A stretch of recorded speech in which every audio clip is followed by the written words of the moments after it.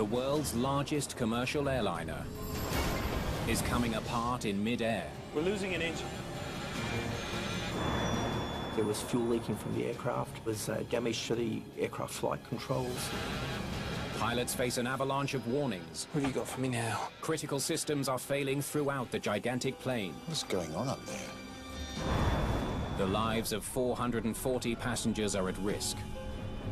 And the crisis quickly escalates from bad It's one system after another. to catastrophic. Computer says we can't make it. Damn it. This is like the simulator exercise from hell. Matt, ECAM actions. On it. The captain assigns Hicks to decipher the ECAM data. He needs to evaluate every message and figure out how best to react to each one. We had to work our way through it and build up a picture of what was going on with the aeroplane. While the captain summons all his skills as a pilot, Hicks needs to quickly master the plane's ECAM computer. He's facing a barrage of error messages from seemingly unrelated systems throughout the plane. You can't really tell how many messages you've got pending. You know there's more coming because the screen will give you an arrow at the bottom indicating that there is another message. It became very confusing initially as to why we were seeing so many of them. Captain de Crepney needs room to maneuver. Pan, Qantas 32, engine failure, maintaining 7400 and current heading. Qantas 32, copied. Please let us know how to assist. I declared a pan call, and what that does is tell everyone who's listening, we have a problem, tells air traffic control, clear the airspace, and to not annoy us with transmissions. Let us solve the problem. But the ECAM warnings just keep coming. Number 2's overheating. Their damaged engine is dangerously hot. This state-of-the-art plane is now in very real danger of becoming a fireball. But we couldn't.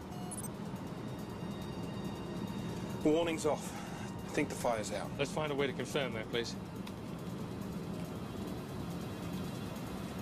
It was stressful. It was difficult. I mean, if you had a fire burning out on the wing for the duration of the flight, you'd be landing pretty quick smart rather than taking your time flying around trying to solve other problems. Marion Carroll is sitting over the left wing, giving her a front row seat to the unfolding calamity. I could see the hole that was in the wing that had been made by the explosion. And it seemed, from what I could see, quite a large hole, like about a couple of feet across, and all the metal was jagged and sticking up. The second officer gets a sobering view. Johnson can clearly see that the wing has been punctured straight through from below. The cause of the damage is obvious. The inboard left side engine is blown to pieces. Is it bad? Oh, we'll be fine. No worries at all.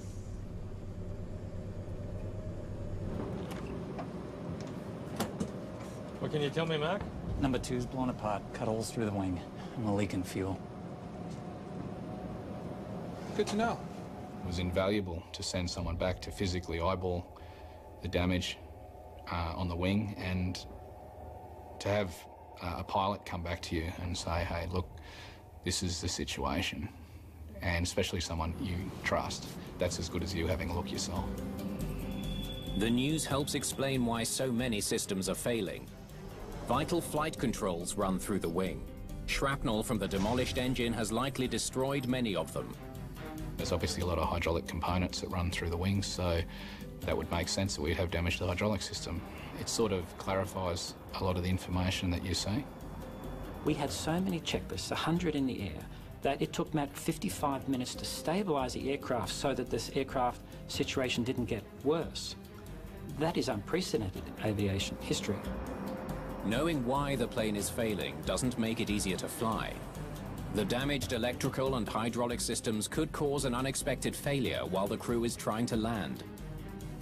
The pilots decide to circle near the airport until they can work out a plan. Dave, I need you to run the numbers on this landing. Check Captain Dave Evans is called into action. 3 engines, full load, all that. He uses the A380 landing software to calculate how much runway they'll need to bring the huge plane to a stop. The computer says we can't make it. Runway's too short. We were some 40 tonnes above our maximum landing weight, and the heavier you are, the more runway and the higher speeds will be on your approach. Evans tries his calculations again. The computer has assumed a worst-case scenario. He now plugs in some more optimistic numbers. There is a belief in part of the industry that computers are infallible and you always believe a computer. Now, we've used our computers at home to know that's not true. Okay.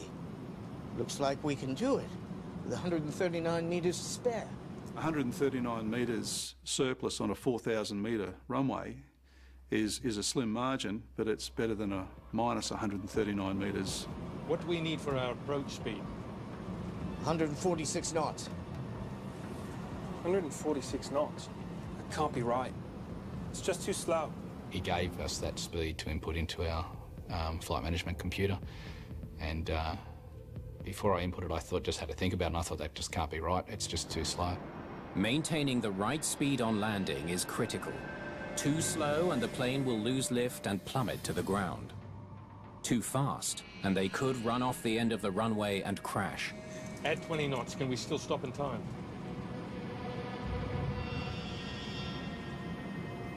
Good catch, Matt. Yep, 166 works. I like to think that we sucked the brains dry of all the pilots in the cockpit to make one massive brain, and we used that intelligence to resolve problems on the fly because these were unexpected events, the unthinkable events. Singapore approach, Qantas 32, we're going to need a long approach. And better have fire services standing by, we're leaking fuel. Roger, Qantas 32, you're cleared straight in on final, 20 miles. The 5 seasoned pilots now use everything they've ever learned about flying. Flaps 3. To try to land their plane safely. Here we go. De Crepney still doesn't know if his plane is capable of the precision needed for a landing. 4,500 feet. He decides to find out while there's still room for error. Okay, I'd like to do a control check. An aircraft where the aerodynamic ability is unknown. You have to prove the aircraft to be safe to fly before you land. And they are called control checks. Okay, let's see what you can do.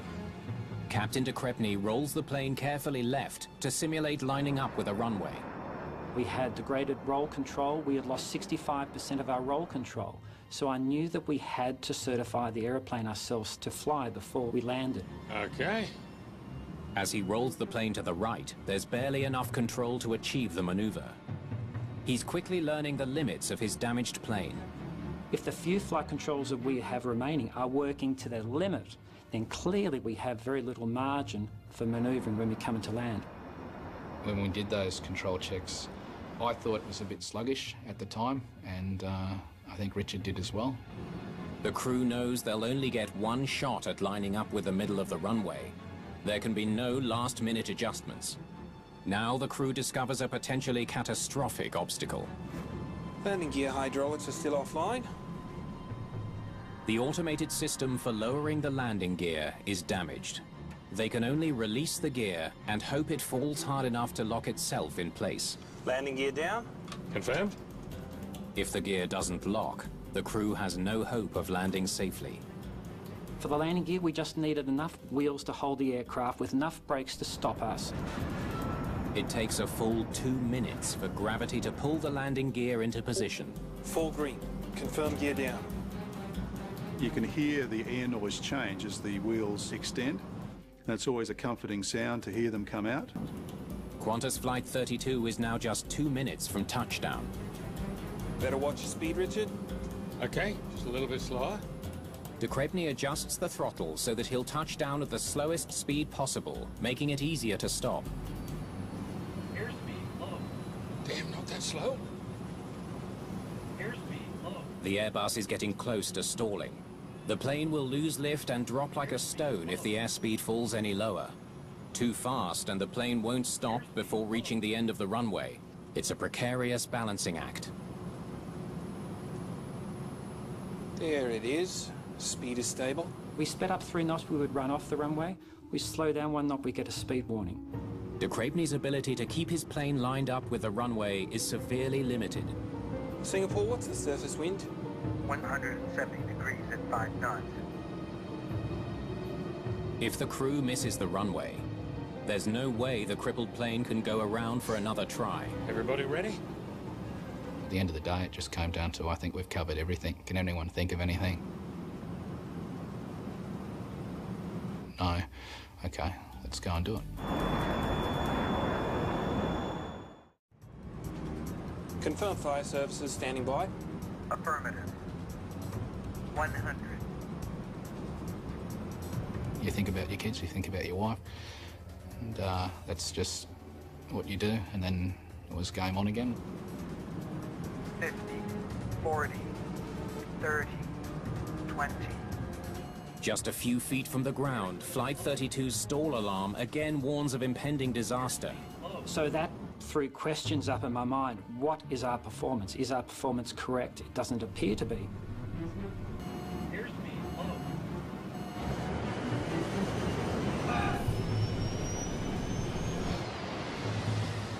The plane is gobbling up 80 meters of runway every second. We had lost one reverse. We had half the spoilers on the wings not working. We had the ailerons not making a speed brake action. If they don't slow down quickly, they risk overshooting the runway and hitting terrain that could rupture the plane's heavily laden fuel tanks. We just weren't slowing down. Get into it. Matt yelled out, Get into it. Brakes. Brakes, brakes, Rich. Put on the brakes. Pump them, push them. Brakes. Full brakes, Rich. I think I prompted him to brake harder, and he said, My feet are flat to the floor. Keep it in, Rich. Hammer them. Finally, after a grueling 2-hour ordeal, Qantas 32 comes to a stop on the same runway it took off from, with 150 meters to spare.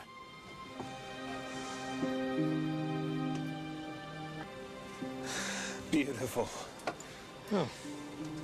Welcome to Singapore, guys. I'm truly proud of everyone in the aircraft that day, the technical crew, the pilots and the cabin crew. And I'm really proud of the decisions we made, the way we worked as a unified, cohesive team.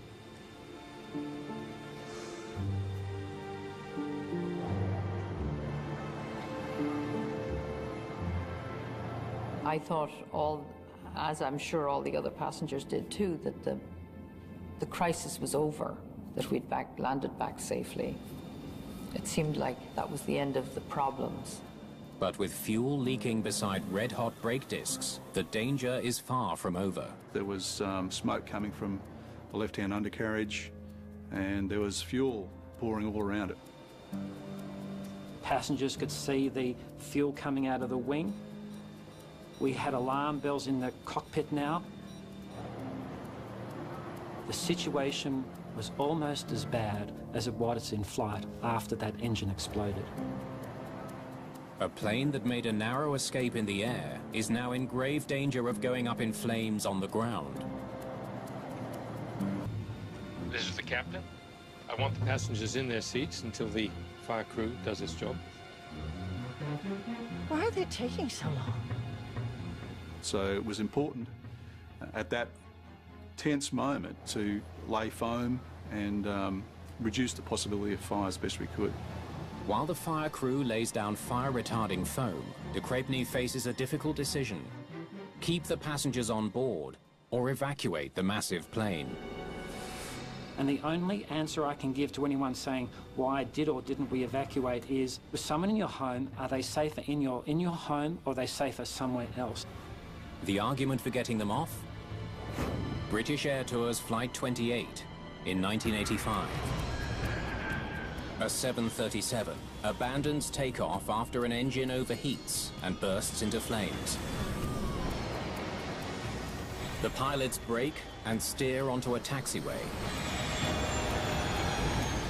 An evacuation gets underway in seconds.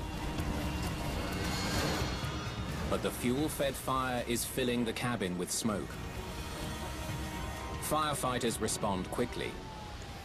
For many on board, though, it's already too late. They've been overcome by toxic fumes. Of the 137 people on the plane, only 82 survive.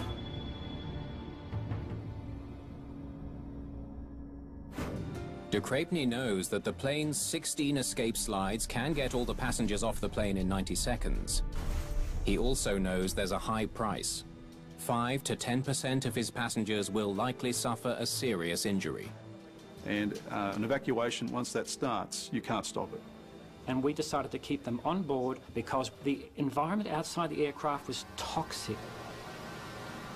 For the time being, De Crepigny thinks his passengers are safer on the plane than on the fuel-soaked runway. Turning engine master switches to off. The crew begins the routine of shutting down their engines. Qantas 32, please shut down engine number 1. A radio call from the fire chief alerts them to yet another problem. We've shut them all down.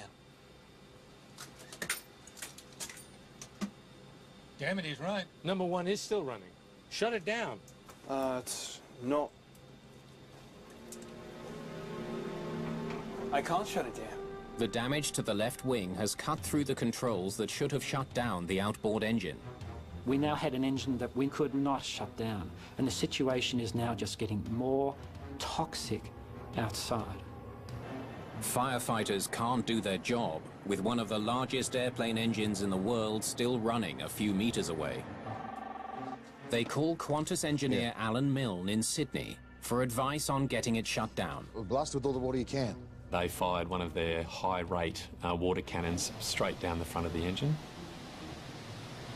Remembering, of course, these engines are designed to fly through some pretty torrential rainstorms, and no matter how hard they tried, they could not get that engine to shut down. It takes a full hour, but emergency crews finally lay down enough foam to eliminate the risk of a fuel fire. They move stairs into place, which are safer than escape slides. This will no longer be an emergency evacuation. Ladies and gentlemen, thanks for your cooperation. The aircraft is now secure, and we can let you off. 3 hours after their dramatic landing, the pilots get the all clear. Qantas 32, I'm happy to confirm that the engine is finally shut down. Thank you, Singapore. See you on the runway. Good job. Well done. Well done, Mark.